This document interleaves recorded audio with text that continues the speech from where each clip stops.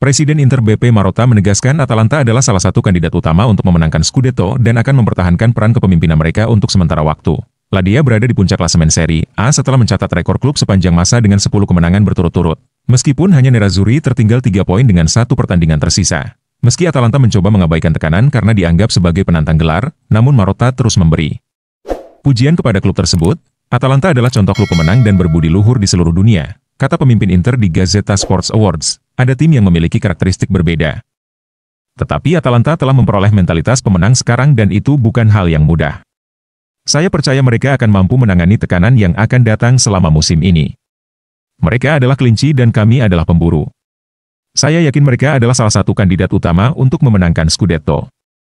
Atalanta tentu saja mendapatkan banyak rasa hormat dan ketenaran sejak mengalahkan Bayer Leverkusen di final untuk mengangkat Liga Eropa musim lalu. Sementara itu mereka juga tampil meyakinkan di Liga Champions sejauh musim ini. Inter tetap menjadi favorit untuk Scudetto, terutama karena mereka mempertahankan gelar yang dimenangkan tahun lalu oleh Simone Inzaghi.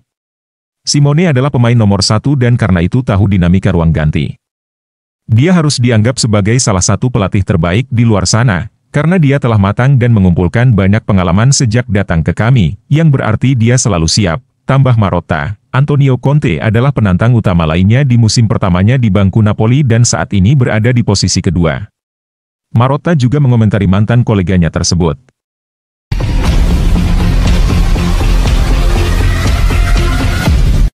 Toni Kroos, jika tidak pensiun sekarang, saya bermain di Inter.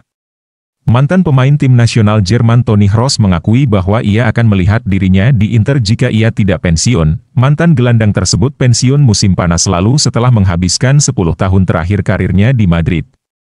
Kroos menerima penghargaan pemain terbaik emas 2024 dari Tuttosport dan merilis wawancara dengan surat kabar yang berbasis di Turin tersebut. Pemenang Piala Dunia Jerman 2014 itu tidak pernah bermain di Serie A, tetapi ia mengakui bahwa klub-klub Italia tertarik padanya saat ia berada di Madrid. Ada minat dari klub-klub Serie A saat saya bermain di Spanyol, tetapi saya tidak pernah berpikir untuk meninggalkan Los Blancos.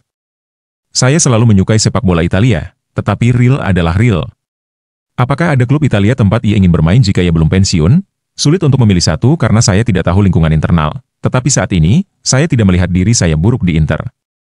Mereka bermain dengan percaya diri dan tenang, mencoba mendominasi jalannya pertandingan, mereka benar-benar kuat. Inter sendiri memang sedang menjadi pusat perhatian di Eropa. Dalam beberapa tahun terakhir, mereka berhasil tampil dominan di Serie A, dan musim ini mulai tangguh di kompetisi Eropa, khususnya Liga Champions.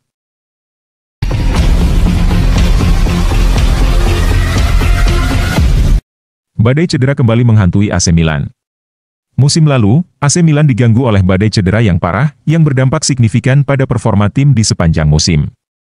Meskipun sempat mereda, masalah cedera kembali muncul dan mengancam stabilitas tim musim ini. Milan akan menghadapi Verona tanpa 6 hingga 7 pemain karena cedera, termasuk Yunus Musa.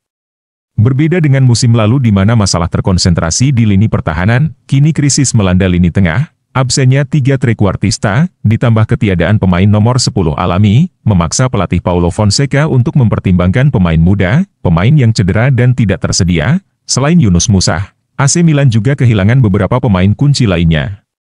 Luka Jovic, Ismail Benacer, Alessandro Florenzi, Noah Okafor, Christian Pulisic. Keenam pemain di atas, Jovic, Benacer, Florenzi, Okafor, Musa dan Pulisic, memiliki riwayat cedera dan sering absen.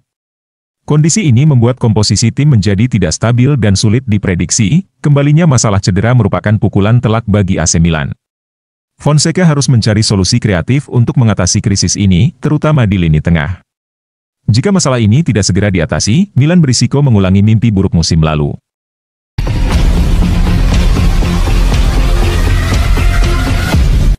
Vlahovic berusaha menjernihkan suasana usai insiden Curva.